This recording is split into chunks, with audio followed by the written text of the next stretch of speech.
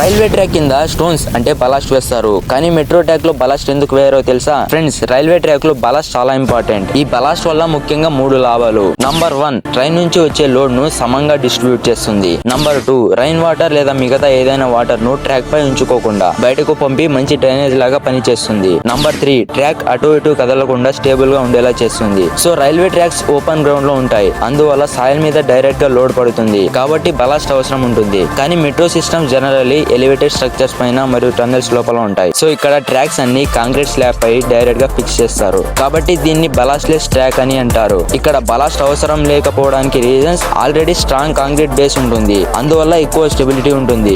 Maintenance అవసరం కూడా తక్కువగా ఉంటుంది. ఇంకో ఇంపార్టెంట్ పాయింట్ ఏంటంటే మెట్రోలో వైబ్రేషన్ కంట్రోల్ చాలా ఇంపార్టెంట్. బలాస్ట్లెస్ ట్రాక్ లో వైబ్రేషన్ మరియు నాయిస్ కంట్రోల్ బెటర్ గా ఉంటాయి, అందువల్ల హై స్పీడ్ మరియు స్మూత్ రైడ్ పాసిబుల్ అవుతాయి. సో ఇన్ని కారణాల వల్ల బలాస్ట్ ను మెట్రో ట్రాక్ లో వాడరు.